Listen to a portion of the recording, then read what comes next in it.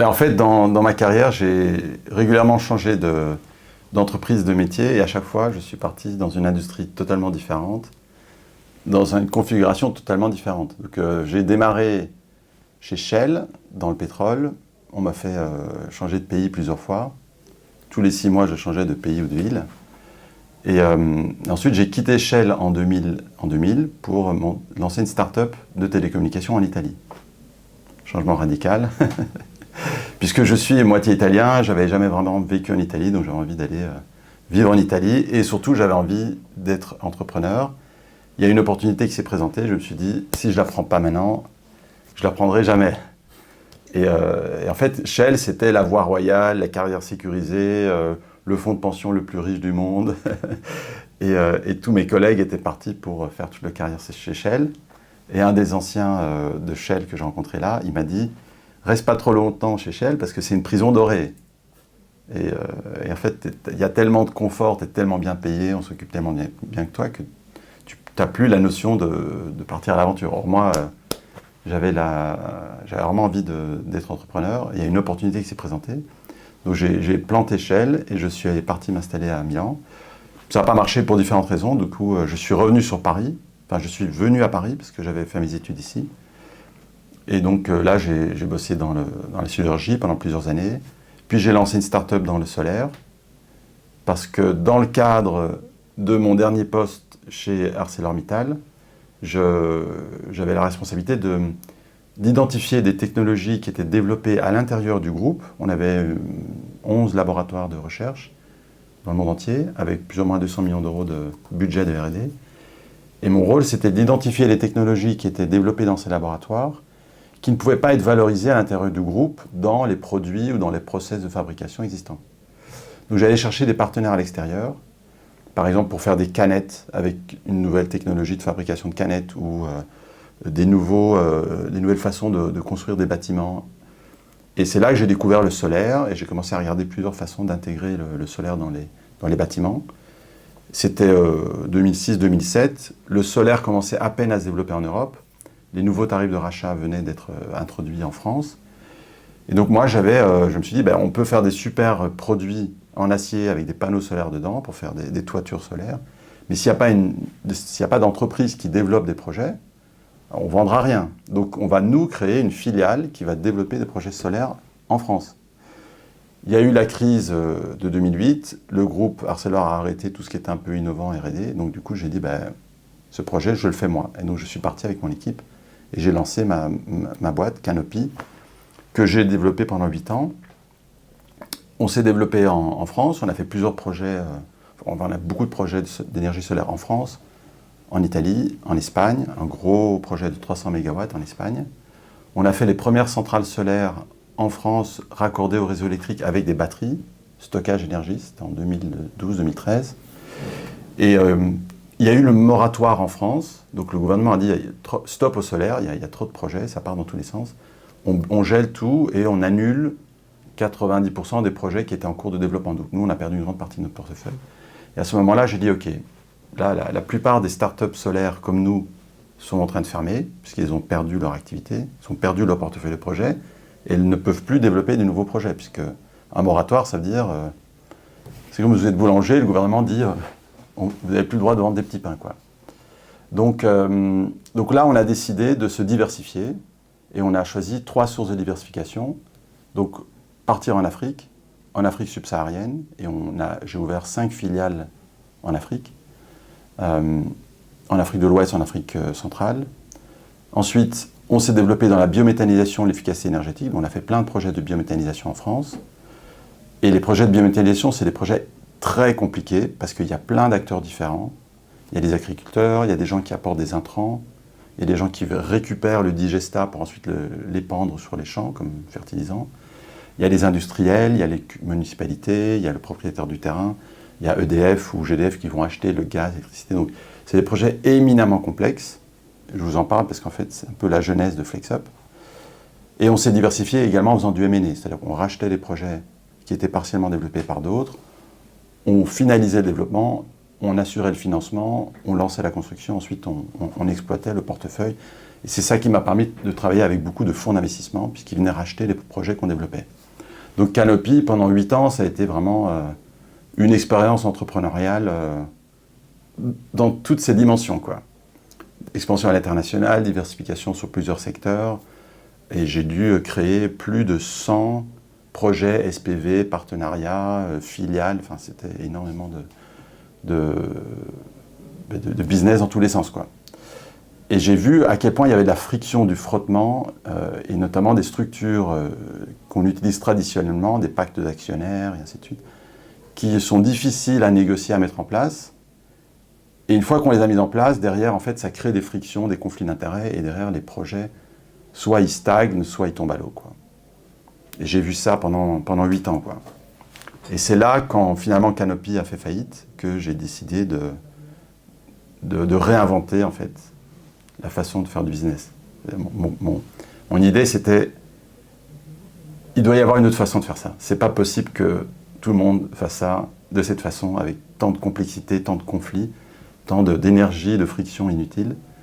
Et j'ai commencé un long processus de réflexion sur comment faire du business autrement.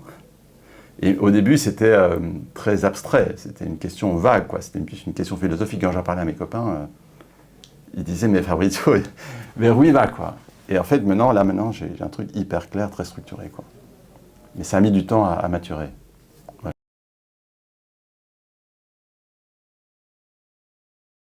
Alors, déjà, je ne dirais pas que le modèle est cassé. C'est une expression que tout le monde utilise tout le temps. Work is broken, capitalism is broken. Je ne dirais pas que c'est cassé. En fait, le système capitaliste classique, je l'appelle classique, mais on va dire le système dominant, c'est ce qui a permis à la planète de s'enrichir de façon colossale. Il y a des milliards de personnes qui sont sorties de la pauvreté grâce à ça. Donc, il faut quand même reconnaître les mérites de ce système. Et moi, je ne suis pas un outsider qui critique quelque chose qu'il ne connaît pas.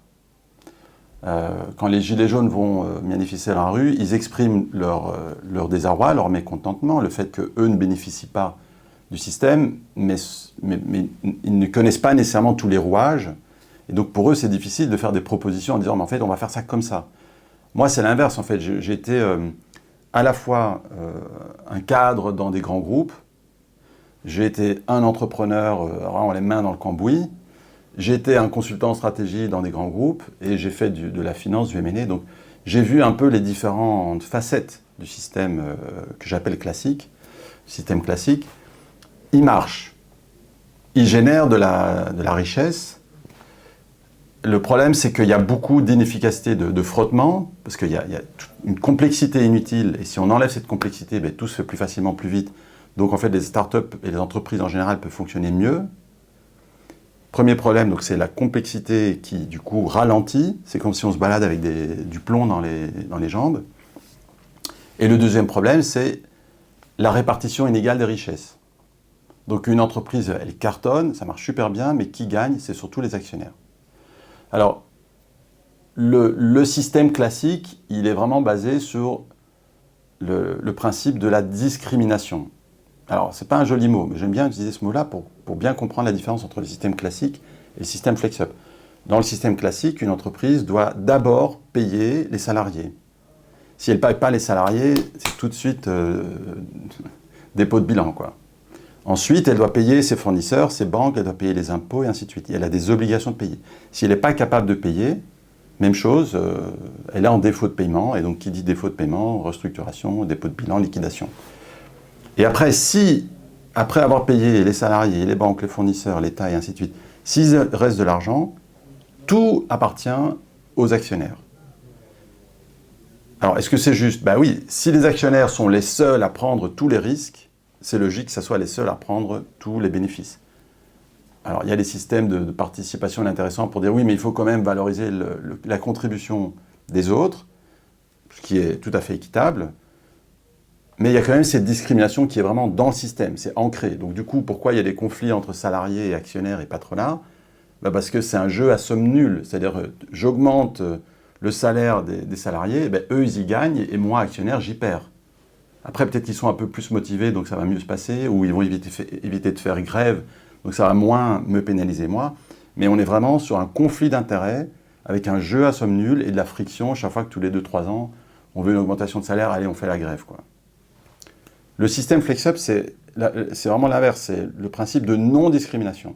Il n'y a pas de différence entre un salarié, un actionnaire, un fournisseur, un client, une banque, un fondateur, un dirigeant. En fait, il y a juste un projet, ça peut être une société, ça peut être une ONG, ça peut être même un projet, les scouts à la fin de l'année, ils vont vendre des gâteaux dans la rue. Il y a un projet, il y a des gens qui participent à ce projet, donc moi je vais faire les gâteaux, toi tu vas mettre 300 € pour qu'on achète la farine et les œufs, et puis Alexandre, c'est lui qui va aller faire du porte-à-porte pour le vendre. Donc on a chacun un rôle différent, un type de contribution différent, mais le système FlexUp ne différencie pas selon la nature de la contribution ou le rôle que tu as. C'est juste, il y a un projet, chacun contribue de façon différente, et on met un prix, on met une valeur sur chaque contribution. Donc si moi j'investis 100 €, ben, ma contribution c'est facile, c'est 100 €. Mais si je passe 3 heures à faire des crêpes, combien ça vaut? Ben, je vais dire, moi je veux 10 € de l'heure. Donc ma contribution c'est 30 €. Donc on se met d'accord sur la chose, qu'est-ce que tu apportes, sur le prix, combien ça vaut. Et normalement, dans le système classique, ça s'arrête là. Tu es salarié, ton job c'est ça, ton salaire c'est ça, on s'est mis d'accord. Sur la suite, il n'y a pas à discuter. Le salaire, il est payé sur ta fiche de paye à la fin du mois. Il n'y a pas de discussion. Et si je suis actionnaire, je mets 100 €, ok. Et encore une fois, il n'y a pas de discussion. Tu seras payé avec des dividendes. Et donc, le mode de rémunération est entièrement déterminé par ton rôle. Dans le système FlexUp, la discussion sur le mode de rémunération est indépendante. C'est-à-dire, moi, je peux dire, je suis salarié, je suis payé 1 000 € par mois, eh bien, je vais investir mon salaire dans la boîte. Et donc, je serai payé quand la boîte fait des bénéfices. Ou bien, je peux dire, je suis investisseur, mais tu me rembourses dans 1 an avec 5% d'intérêt, ce que fait une banque. Ou bien, je peux dire, je suis salarié, mais tu me payes dans 1 an avec 5% d'intérêt. Donc, en fait, les modes de rémunération sont un troisième élément de négociation. Qu'est-ce que tu m'apportes? Combien je te paye? Et ensuite, comment je te paye? Et donc, je ne dis pas qu'on est tous égaux, parce que non, il y a des gens qui contribuent plus, il y en a qui contribuent moins. Il y a des gens qui prennent plus de risques et des gens qui prennent moins de risques. Donc ce n'est pas un système égalitaire. On a vu le communisme. Le problème du système égalitaire, c'est si moi je suis payé que je bosse ou pas, du coup je ne bosse pas. Comme ça je fais rien et je suis quand même payé. Donc ce n'est pas un système égalitaire, c'est un système qui est équitable. Il est simple, c'est un mécanisme universel qui s'applique à tout le monde, dans les mêmes conditions. Et il faut juste se mettre d'accord sur 3 choses. Qu'est-ce que tu m'apportes, combien je te paye et comment je te paye. Voilà. Donc ça c'est le résultat de 8 ans de réflexion sur comment trouver un système alternatif. Maintenant, je pense que ta question c'était à quel moment je me suis dit il faut faire autrement, c'est ça? C'est quand ma boîte Canopy a fait faillite. Et là, c'était pendant 8 ans, c'était une montagne de pression tous les jours. Comment garder... il y a un moment, je pense qu'il y avait une trentaine de sociétés dans le groupe, dont 8 avec des salariés, et d'autres, c'était plus des sociétés de projet. Donc tous les jours, des problèmes dans tous les pays, comment assurer les salaires, comment continuer à développer les projets. Et puis bon, en Afrique, il y a beaucoup d'aléas, beaucoup plus de risques. Donc tous les jours, c'était des nouvelles difficultés. Quand finalement la boîte a fait faillite, parce que, bon, encore une fois, c'est un environnement très difficile et j'avais beaucoup de mauvais payeurs, de sociétés, même des gouvernements qui ne payaient pas pour des chantiers qu'on avait réalisés. Donc il y a un moment, la boîte, j'ai dû fermer. J'ai réussi à trouver un repreneur qui a racheté certaines filiales qui fonctionnent toujours d'ailleurs. Canopy au Cameroun continue à fonctionner. Et là, j'ai dit, bon, je prends une année sabbatique, je vais souffler déjà. Je ne vais pas chercher un boulot tout de suite, mais je vais essayer de réfléchir à comment éviter aux prochains milliards d'entrepreneurs de repasser par les galères que j'ai eues, parce que beaucoup de problèmes que j'ai eus, en fait, c'est des problèmes structurels. En fait, c'est pas les gens qui étaient mauvais. C'est pas l'idée business qui était mauvaise. Il y a beaucoup de startups ou de sociétés qui font faillite parce que le produit est pas bon, ou le marché a évolué, ou les gens sont pas bons. Non, en fait, souvent, c'est parce qu'il y a des conflits d'intérêts, ou parce qu'il y a trop de friction. Et donc, voilà, j'ai mis 1 an ou 2 vraiment à réfléchir et à poser les bases conceptuelles du système FlexUp. Donc FlexUp, c'est quoi? C'est une plateforme destinée à aider les entreprises, en général, à se créer, à se développer et à se structurer proprement. Parce que souvent, en fait, c'est la façon dont on structure les projets, dont on structure les collaborations, qui cause des problèmes plus tard. C'est-à-dire, c'est facile de dire, OK, on est 3, on monte une start-up, allez, on fait un tiers, un tiers, un tiers, on dépose les statuts, on prend un avocat, un pacte d'actionnaires, c'est parti. Donc déjà, avant même de commencer à bosser ensemble, on a dû décider comment on allait répartir le capital une fois pour toutes. On a dû dépenser de l'argent avec un avocat et des frais, ainsi de suite, avant même de savoir qui va vraiment travailler. Donc le problème de structuration, c'est un problème que l'on ne voit pas au début. Au début, c'est juste un coût, parce qu'il faut structurer tout ça.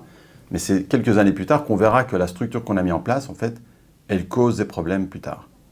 Donc nous, l'objectif de FlexUp, c'est vraiment d'aider les startups à se développer, à se structurer proprement, à se lancer aussi, des entrepreneurs, faciliter le lancement.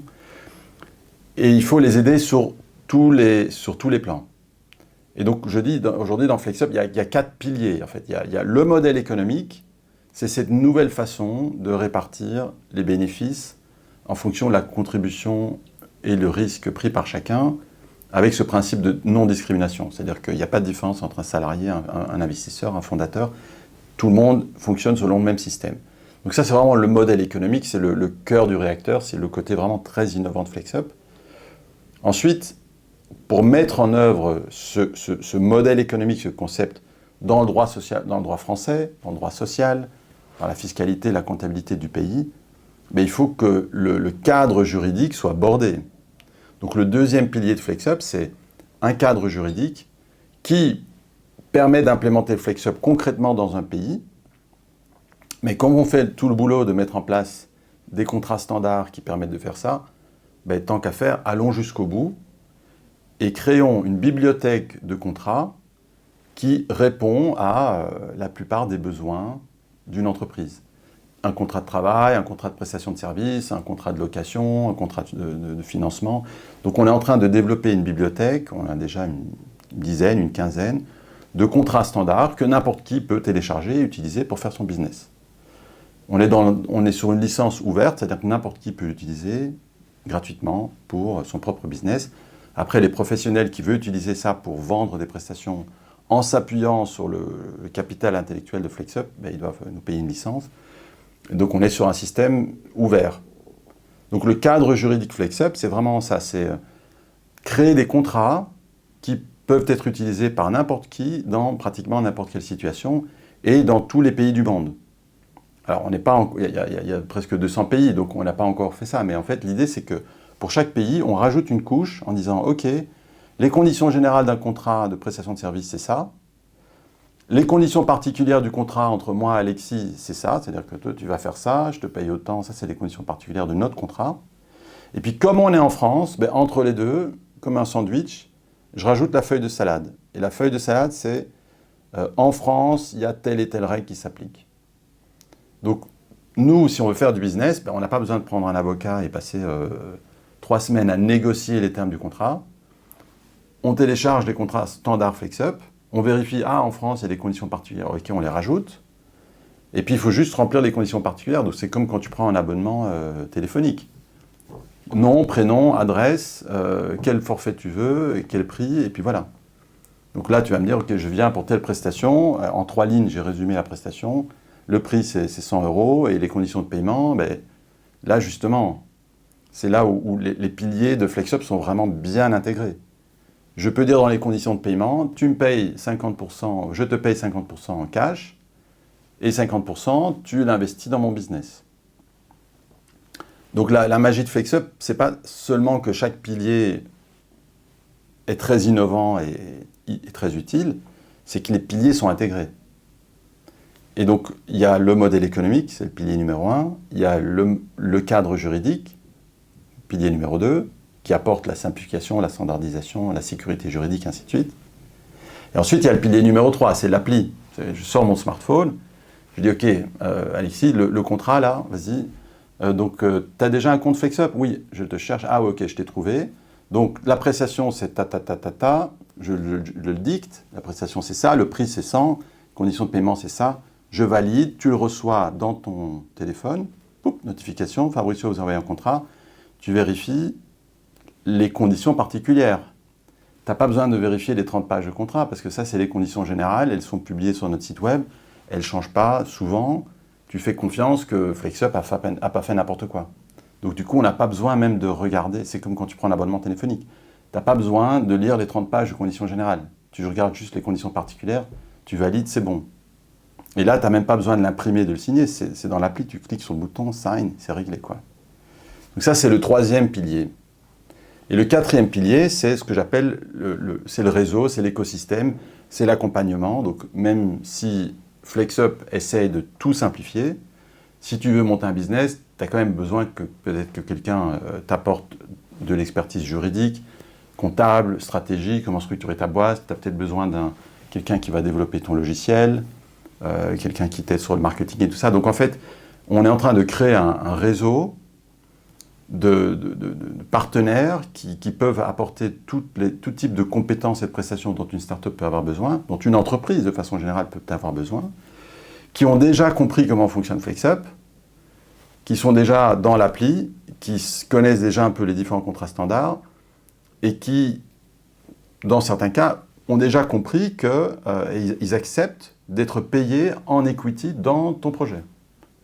Du coup, tu n'as pas besoin de leur expliquer c'est quoi FlexUp en fait. Ils ont déjà très bien compris. Et donc quand tu leur dis, voilà, je te paye 75% cash, 25% en crédit dans mon projet, ben, s'ils croient en toi et en ton projet, ben, ils peuvent dire, ok, allez, on y va. Je n'ai pas besoin de leur expliquer parce qu'ils sont déjà des partenaires dans le système, quoi.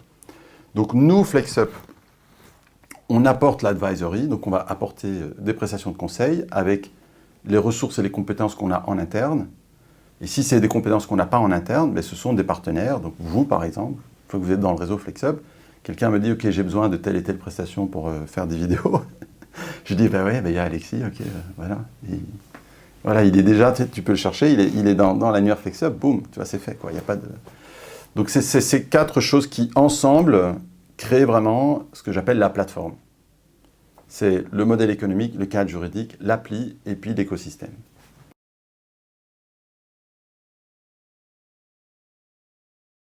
Ouais, donc dans le système classique, on est trois fondateurs. La première discussion qu'on doit avoir, c'est comment on se répartit le capital en pourcentage. Je vais dire, voilà, c'est mon idée, donc moi je veux 40%, et vous deux, ce sera 30% chacun. Voilà. On fige la répartition avant même d'avoir commencé à travailler ensemble. C'est-à-dire qu'on se met d'accord sur comment on répartit le gâteau, alors qu'on ne sait pas quel est le gâteau, quelle est la taille du gâteau, et qui va faire quoi pour produire ce gâteau. Le problème, c'est que inévitablement, c'est garanti à 100%, la répartition réelle de la contribution de chacun ne sera pas exactement la même que la répartition qu'on avait imaginée initialement. Peut-être que moi, j'aurais bossé moins qu'un quart, et finalement, c'est Alexis qui a tout fait, et puis toi, tu étais là de temps en temps pour dire coucou, tu vois. Ça, c'est un scénario extrême. Donc, dans ce scénario extrême, là, il nous appelle et il dit, écoutez, les gars, c'est pas possible. Moi, j'ai que 30% des parts, il n'y a que moi qui bosse. Donc, qu'est-ce qu'on fait? Il faut qu'on renégocie. Sauf qu'entre-temps, il a fait tellement du bon boulot que la boîte, elle vaut 5 millions d'euros. Moi, j'ai aucun intérêt à lâcher mes 40%. Et donc, même si on est les meilleurs potes du monde et qu'on est tous des petits angelots gentils, si moi, je peux garder 40% d'une boîte qui décolle sans rien faire, ma motivation pour garder mes parts et pour ne pas me mettre d'accord avec vous, elle est très forte. Donc, c'est pour ça que vraiment la philosophie, on ne va pas parler de philosophie, mais la philosophie de FlexUp, c'est de dire, je ne juge pas les gens, j'analyse les systèmes. J'analyse le contexte, les mécanismes d'intéressement. Donc, si on fige la répartition du capital dès le début, sans savoir qui va faire quoi, il y a une grande probabilité que ça va mal se passer plus tard parce qu'il y aura un décalage potentiellement entre la contribution de chacun et la répartition qui a été figée. Donc le système FlexUp, c'est différent. C'est de dire, ok, bon, on est trois, moi j'ai plus d'expérience, c'est mon idée, nanana, donc je veux me payer, je veux me payer 5 000 € par mois. Et vous deux, ce sera 4 000 € par mois. On commence comme ça, et au bout de 3 mois, si moi je fais plus rien, vous venez me voir et tu dis, bon, Fabrizio, ok, les 5 000 € par mois que tu as gagnés sur 3 mois, que tu t'es donc attribué en crédit, parce qu'il n'y a pas d'argent, hein, donc là on parle d'une rémunération mensuelle qui n'est pas payée, parce qu'il n'y a pas d'argent, on démarre. C'est juste quelle est la rémunération qu'on se reconnaît et que l'on met tous les jours, tous les mois sur notre compte crédit. Donc 5 000 € sur mon compte crédit, je suis 100% à risque, donc je reçois, pour rémunérer ce risque, des jetons. J'appelle ça des tokens, des jetons. Et donc en fait, les jetons, c'est comme des parts dans la boîte. C'est comme des actions, sauf qu'on ne doit pas émettre des nouvelles actions tous les mois. Et on peut mettre en place ce système de comptabilité, même s'il n'y a pas de société avec des actions. C'est juste un système de comptabilité. C'est comme Tricount. L'appli Tricount, on part en vacances, tu as payé l'hôtel, il a payé le resto, moi le billet de train. On rentre à la maison et on fait les comptes et on voit qui doit rembourser quoi à qui. Bon. Ben FlexUp, c'est la même chose. C'est comme Tricount, mais pour les entreprises. Donc c'est juste un système de comptabilité de qui a contribué quoi, mais je rajoute la notion de risque. Qui a pris du risque? Moi, j'ai contribué 100 €, mais on m'a payé cash, donc j'ai pas pris de risque. Donc ça, c'est comptabilisé, mais c'est pas comptabilisé comme du risque. Donc je ne reçois pas de jetons pour ça. Je ne reçois pas de crédit parce que j'ai été payé. Donc on va comptabiliser tous les mois la contribution de chacun. Donc là, ça fait 3 mois, j'ai rien fait. Et là, vous venez me voir et dites, Fabrizio, bon, les 5 000 € que tu as accumulés pendant 3 mois, ça n'en touche pas. Mais maintenant, bah, comme tu fais un carton, bah, on va te payer pour un carton. Donc c'est plus 5 000 € par mois, ce sera 1 250. Donc il y a une petite négo, un peu de frottement. Mais le frottement, il n'est pas sur 40% du capital que j'ai quand la boîte elle vaut 5 millions. Le frottement, il est sur, ok, objectivement, Fabrizio, là, tu es là 1 jour par semaine. Donc tu ne peux pas prétendre être payé encore autant.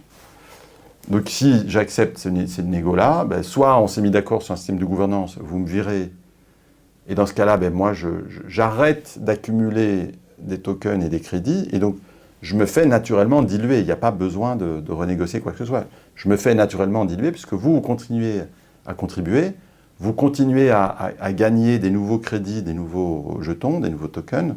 Donc petit à petit, je me fais naturellement diluer.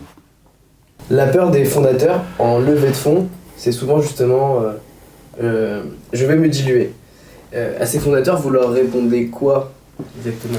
Alors ça c'est une super question. On rentre vraiment dans la technique là, on rentre dans les mécanismes vraiment fondamentaux de FlexUp. Juste avant de répondre à la question, en fait FlexUp c'est quoi? C'est une boîte à outils avec plein d'outils qu'on a développés pour répondre à des problèmes et des besoins particuliers. Donc là tu viens de poser la question sur la dilution, d'accord?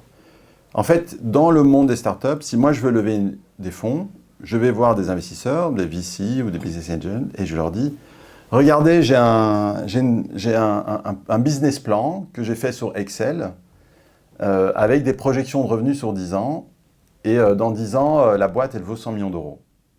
Parce qu'on aura des millions d'utilisateurs et on va faire plein d'argent.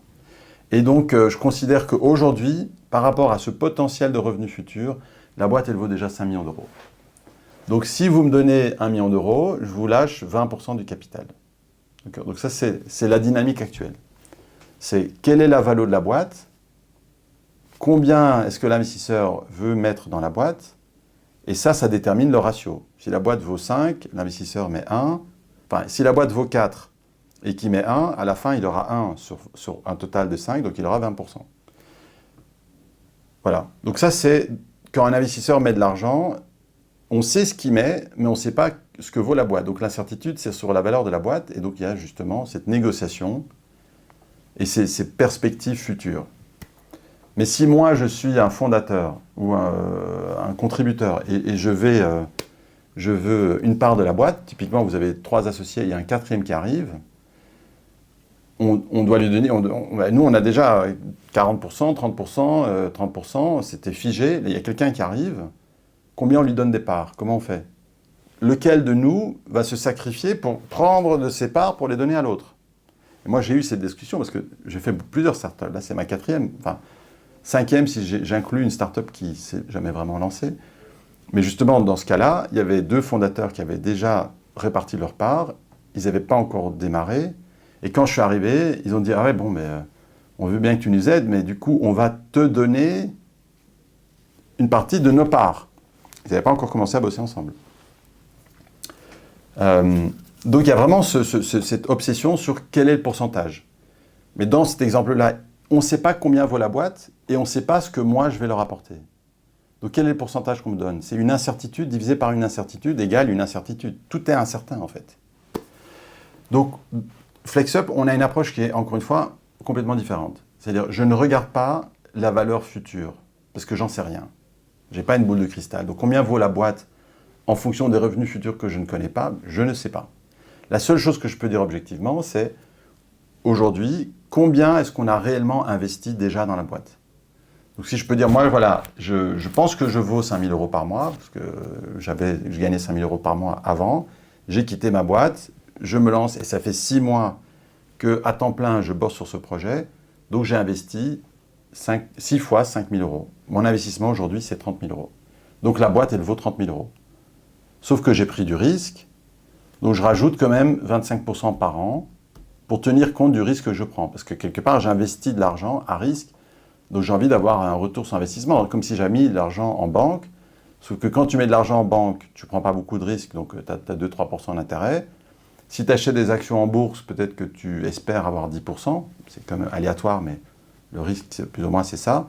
Si tu investis dans une start-up où on n'a pas encore le début d'une idée de qu'est-ce qu'on va faire, ouais, le niveau de risque est très élevé, quoi. Donc si je quitte un job stable pour me lancer dans une start-up, même si la valeur de mon temps est inchangée, je prends un risque énorme. Donc c'est normal qu'au bout d'un an, au lieu de dire j'ai fait 12 fois 5 000 euros, ça vaut 60 000 euros, je dis ben non, ça ne vaut pas 60 000 euros, en fait ça vaut 60 000 euros plus 25% d'intérêt sur un an. Donc maintenant ce sera, la moyenne c'est 6 mois, donc aujourd'hui je suis à 70-75 000 euros.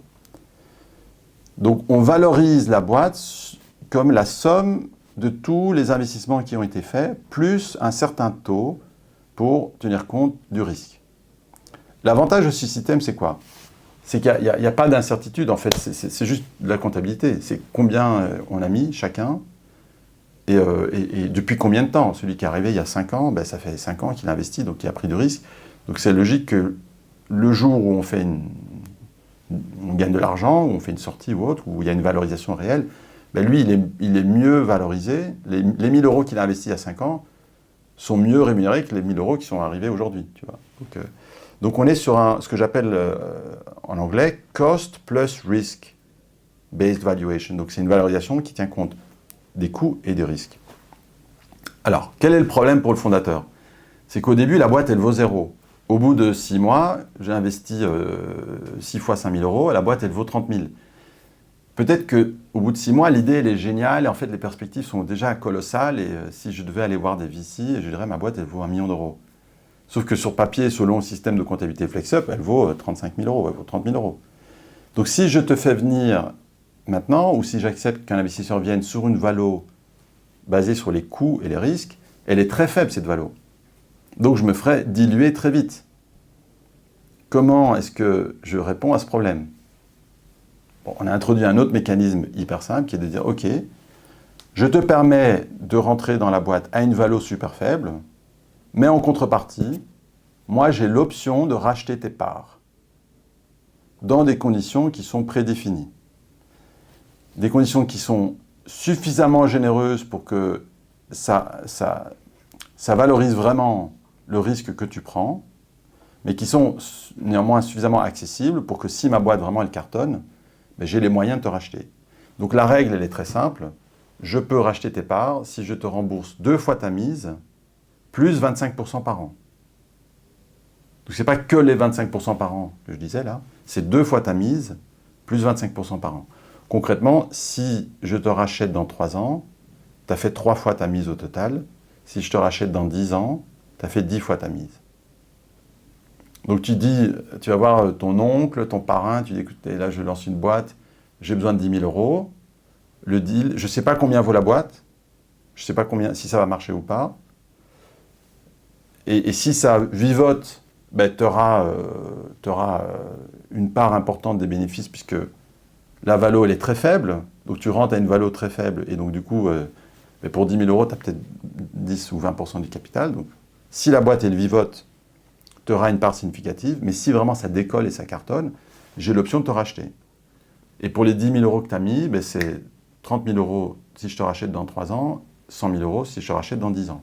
Pour la plupart des investisseurs, c'est correct, c'est honnête.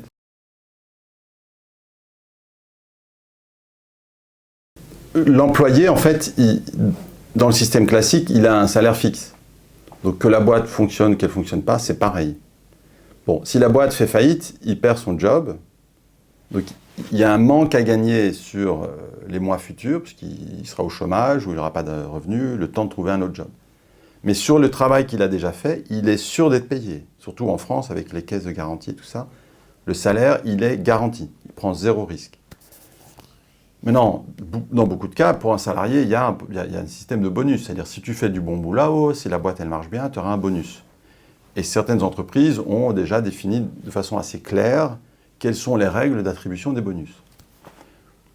Sauf que le bonus qui est payé aux salariés, il est basé sur certaines règles, potentiellement qui sont très différentes des règles qui déterminent combien l'actionnaire va toucher en dividende. Donc il y a déjà cette idée de dire on veut motiver les salariés en leur donnant des bonus et en les intéressant au succès de la boîte. Le problème, il est que, les mécanismes sont différents, donc potentiellement ils ont des intérêts divergents. Et 2, c'est que définir un régime d'intéressement pour les salariés, un autre pour les managers, un pacte d'actionnaires pour les fondateurs, tout ça, c'est du boulot. Parce que chaque fois, c'est un nouveau système qui est différent, il faut le renégocier, il faut s'asseoir, il faut rédiger, ça prend des mois. Et je peux vous dire, moi, on m'a recruté pour prendre la tête d'une boîte aux Pays-Bas pendant 2 ans. J'ai passé 80% de mon temps à négocier avec les syndicats les nouveaux plans d'intéressement pour les salariés, à renégocier les pactes d'actionnaires parce qu'on avait 80 business angels, 800 investisseurs particuliers, un majoritaire qui a repris. Enfin, c'était hyper compliqué. Et en fait, à la fin, on avait des intérêts qui étaient divergents parce que différentes catégories de participants, de stakeholders, avaient des contrats, des deals très différents, mais chacun nécessitait un temps fou à négocier. Donc qu'est-ce que FlexUp changerait? C'est ça ta question. Qu'est-ce que ça change pour un salarié de rentrer dans le système FlexUp? C'est que si une partie de son salaire est flexible, selon les bénéfices de la boîte, eh ben, cette partie-là, elle sera payée dans les mêmes conditions que l'actionnaire et dans les mêmes conditions que le fondateur. Et là, c'est vraiment, psychologiquement, c'est très important, on est dans le même bateau. C'est pas les actionnaires se versent des méga dividendes et derrière, il y a un plan de licenciement avec 20% des salariés qui sont mis à la rue. Et cette année, désolé, il n'y a pas de bonus parce que la conjoncture est difficile, mais entre-temps, le patron, il a un gros bonus et les actionnaires ont un gros dividende. Donc, le problème, c'est quand il n'y a pas d'alignement d'intérêts et quand les systèmes de rémunération et les systèmes d'intéressement sont différents. Ça crée de la divergence, ça crée de la frustration, ça crée de l'injustice, ça crée des tensions. Et surtout, c'est compliqué de mettre en place tous ces systèmes. Et derrière, il n'y a pas de transparence. Dans le système FlexUp, c'est un système unique pour tout le monde. Et en plus, vous n'avez pas besoin de le négocier et de le structurer, puisque c'est FlexUp qui l'a fait pour vous. C'est le même pour toutes les boîtes. Une fois que tu as compris comment ça marche, tu peux monter une autre start-up ou aller bosser dans une autre boîte, tu sais que c'est le même système. Tu n'as pas besoin de le recomprendre. Tu l'as compris une fois, c'est fini. Tout est automatisé, donc il n'y a même pas besoin de rédiger les contrats et tout ça. Tu vas juste négocier les paramètres. Et puis c'est transparent, puisque tu sors ton smartphone et tu vois à tout moment, ok, moi j'ai combien de tokens, combien est-ce que la boîte a fait de bénéfices, quelle est ma part. Je sais que quand moi je suis payé sur mes tokens, l'actionnaire et le fondateur, il est payé en même temps, dans les mêmes conditions, selon les mêmes proportions. Alors, en anglais, on utilise le terme le pain point. Voilà. Le truc qui fait mal pour les startups, le premier truc qui fait mal, c'est ok, on est 2 fondateurs, on ne se paye pas parce qu'on est les fondateurs, mais maintenant on a besoin de quelqu'un sur tel sujet. Comment on le fait venir? On n'a pas les moyens de le payer. Comment on le paye? Et en même temps, nous, on est senior, lui, c'est un junior, on ne va pas lui donner 20% des parts du capital. Comment je fais pour payer quelqu'un alors que je n'ai pas d'argent pour le payer? Donc dans le système classique, je lui donne des stocks options, des BSA, des BSPCE et tout ça. Le problème, c'est que c'est des outils où on ne sait pas quelle est la valeur. C'est très abstrait. Moi, j'ai donné des options, des actions et tout ça à mes salariés, et en fait, ils n'ont pas une perception claire de la valeur. Alors que dans le système FlexUp, c'est très simple. On dit, écoute, on pense que là, vu tes compétences et tout ça, un juste salaire pour toi, c'est 3 000 € par mois. Sauf qu'on n'a pas cet argent. On ne peut pas te payer 3 000 € par mois. Tu as besoin de quoi pour vivre? Écoute, moi, le logement, tout ça, j'ai besoin de 1 000 €. Ok, on te paye 1 000 € en cash tous les mois. Et 2 000 €, tu les investis dans la boîte. Donc, on te paye en equity. L'avantage, c'est quoi? C'est que pour le salarié ou pour l'associé qui rejoint l'équipe, dans sa tête, il est payé 3 000 € par mois. Donc il dit, mon travail est valorisé à sa juste valeur. Et les 2 000 € que j'investis, je les investis dans les mêmes conditions que les deux fondateurs. C'est ça qui est important. Parce que dans beaucoup de startups, le fondateur, il a 100% des parts, et puis après, il négocie un deal avec les VC, les actionnaires, où là, c'est un rapport de force qui est favorable aux actionnaires. Donc les actionnaires, ils négocient bien leur pourcentage. Donc il a peut-être donné 10, 20, 30% aux actionnaires. Et là, on se dit, OK, il faut quand même mettre en place un plan d'intéressement pour les salariés. Allez, on va mettre en place des stock options. Et on leur donne des actions, mais souvent, en fait, c'est peanuts, quoi. C'est peanuts. Pourquoi? Parce que le rapport de force est en faveur du fondateur. Une fois qu'il a l'argent des fondateurs, des actionnaires, il a l'argent. Donc il va dire, on est une start-up, donc on vous paye moins que si vous étiez dans une grande banque, mais en contrepartie, on vous donne des stock options. Souvent, c'est comme ça le système. Mais les stock options, encore une fois, comme j'ai dit avant, souvent c'est très difficile d'en percevoir la valeur. Et souvent, en fin de compte, c'est peu de choses, quoi. Donc le fondateur, il a peut-être commencé juste 6 mois ou 12 mois avant, mais il a vraiment la part du lion de façon disproportionnée. Alors c'est juste que le fondateur ait plus de parts que les autres, parce qu'il a bossé peut-être plus longtemps, il a pris plus de risques, il a plus de valeur ajoutée, donc c'est juste.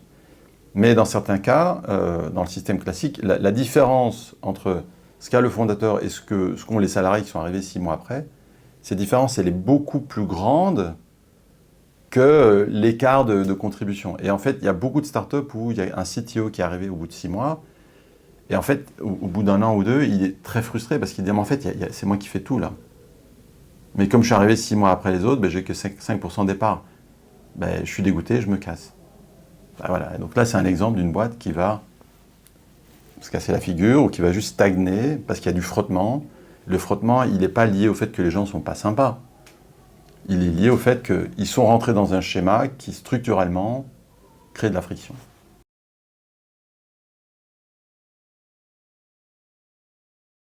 Chaque situation est différente, donc je ne pourrais pas dire qu'il y a une erreur que tout le monde fait systématiquement. Ce qui est sûr, c'est que les fondateurs, souvent, ils ont la pression de dire « Zut, il faut que je crée une société et je ne sais pas comment faire ». Et donc, ils vont en fait mettre du temps, de l'énergie sur des questions administratives, alors qu'ils n'ont pas encore vraiment d'idée claire sur vers où va le projet et qui sera dans le projet. Donc le premier piège, c'est d'essayer de structurer les choses trop tôt et d'investir beaucoup de temps pour structurer un truc dans lequel on est figé, quoi. C'est le premier problème. Le deuxième problème, en fait, c'est le problème inverse. C'est de ne pas structurer les choses. Et je dirais que c'est peut-être ça un des problèmes que j'ai vu plusieurs fois. C'est des fondateurs qui bossent ensemble et je dis, c'est quoi le deal entre vous? Ah, on n'a pas vraiment clarifié les choses. Pourquoi? Ah ouais, on est des potes, c'est un peu un sujet sensible, on n'ose pas trop en parler. Si tu n'oses pas en parler maintenant, alors que vous commencez à peine, le jour où il y a vraiment de l'argent sur la table, je vous garantis, la discussion, elle ne va pas bien se passer. Donc je pense que c'est un peu ça, c'est soit de vouloir formaliser, structurer trop tôt, et donc c'est du coût et de l'énergie dépensée inutilement, soit d'avancer sans structurer, et du coup, on se réserve des problèmes pour la suite. Quelque part, FlexUp, il répond aux deux problèmes, parce que on peut formaliser les choses dès le début avec 0 coût, pratiquement, et avec une structure qui est structurellement vertueuse. C'est-à-dire qu'elle est structurellement, c'est dans le système, quoi. En anglais, on dit hardwired. C'est vraiment dans le système, c'est par construction, c'est flexible, c'est simple, c'est transparent. Et donc, ça s'adapte à l'évolution de la société, quoi. 5 ans, si FlexUp a un succès notoire, c'est quoi le monde que ça va créer? Alors, je pense que la petite vidéo que je vous ai montrée tout à l'heure, c'est une bonne illustration. Donc, je vais quand même l'expliquer. Donc, on a un type qui va sur un marché au Nigeria. Il va voir un marchand de pommes de terre. Il dit, j'ai besoin d'une tonne de pommes de terre parce que je veux monter une usine de pommes frites. Mais j'ai pas assez d'argent pour te payer tes pommes de terre.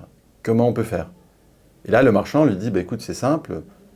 Tu me payes la moitié en cash et l'autre moitié, je l'investis dans ton business.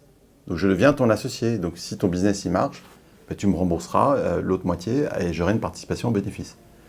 Et là, l'entrepreneur, il dit, mais comment on fait? Enfin, je n'ai même pas créé de société, je ne sais pas comment structurer un deal comme ça, je n'ai pas d'avocat, comment on fait?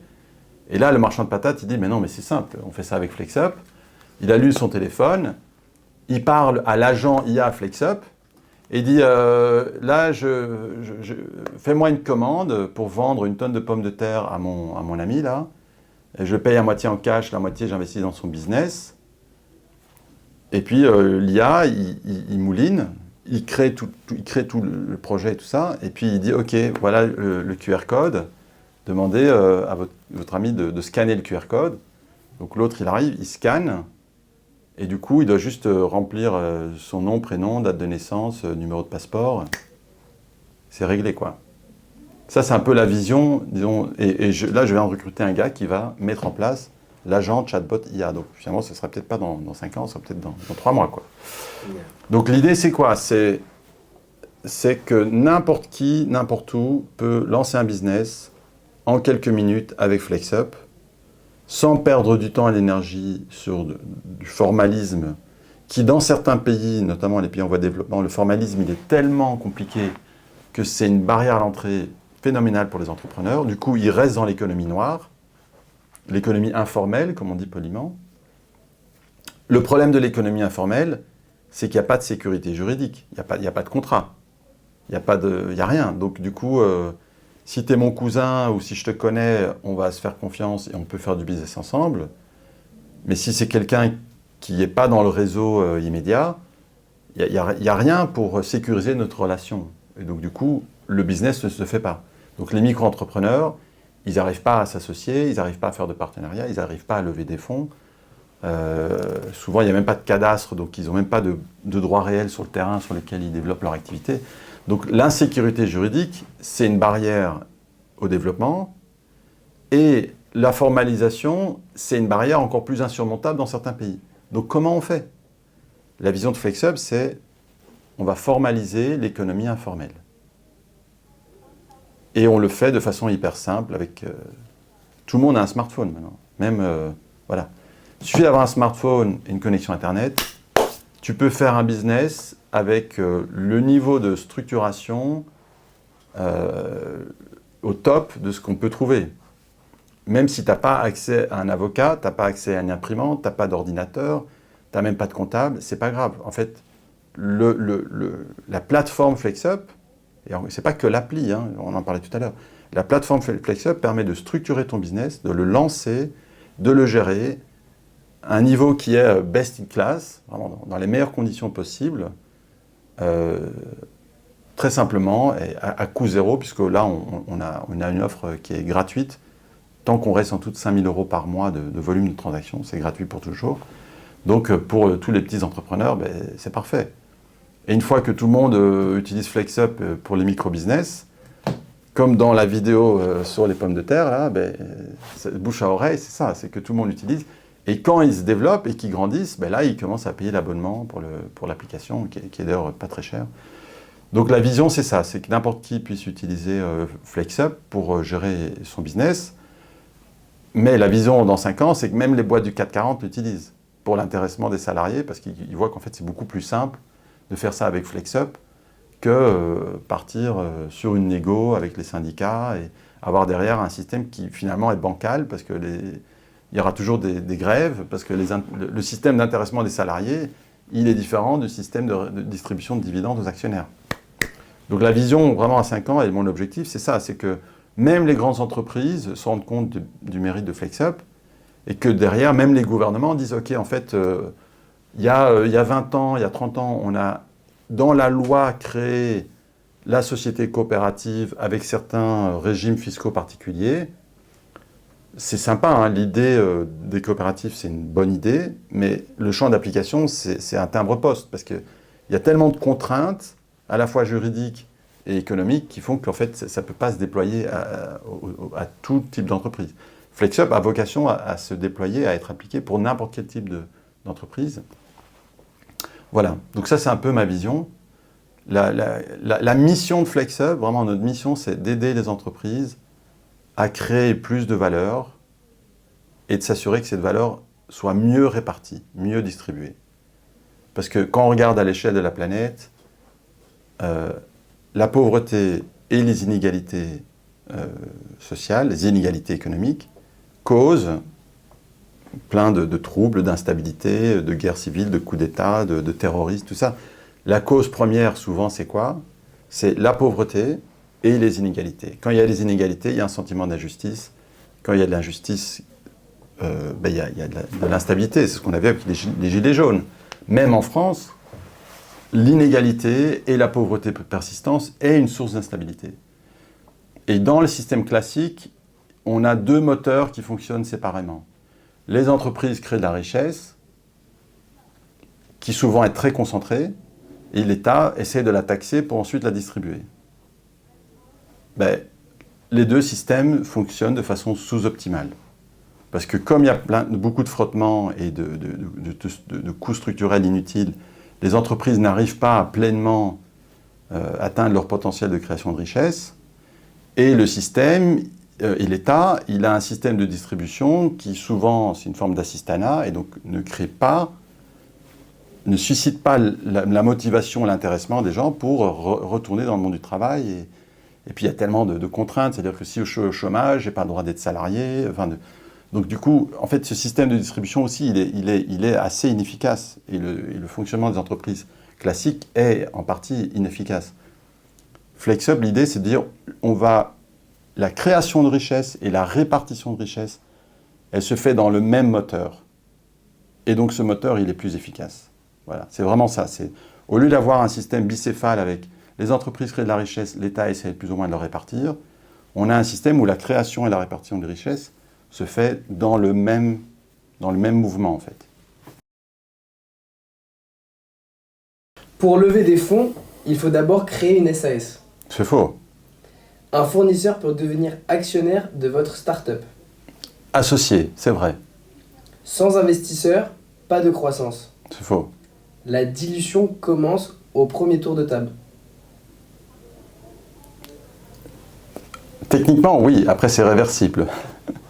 Avec FlexUp, c'est réversible. C'est réversible. On peut se reluer. Un 50-50 entre associés, c'est le signe d'une égalité parfaite. Faux. Les investisseurs prennent toujours plus de risques que les fondateurs. C'est faux. C'est jamais le toujours. Ça dépend des cas. Ouais. Faux. Tout le monde peut contribuer à un projet même sans cash. Bien sûr. C'est faux. C'est vrai. Un employé ne peut pas devenir co-investisseur de la start-up qu'il emploie. C'est faux. Plus vous levez tôt, plus vous avancez vite. Oui, c'est vrai. C'est vrai. Enfin, dans le système FlexUp, oui. Dans d'autres systèmes, si on lève très tôt, peut-être qu'on s'impose des contraintes qui vont nous pénaliser par la suite. Mais globalement, là, oui, c'est vrai. Plus on lève tôt, plus on avance vite. Oui, oui. Le cap table, ça se règle une fois pour toutes au démarrage. C'est faux. C'est surtout pas. Surtout pas. Deux associés peuvent avoir des salaires différents et une répartition équitable. Bien sûr. L'équité. C'est pas l'égalité, c'est l'équité. Et bon, on est bon. Merci. Merci. Merci. Et ben voilà, on a fait un petit peu... Sincèrement, vous avez été excellent.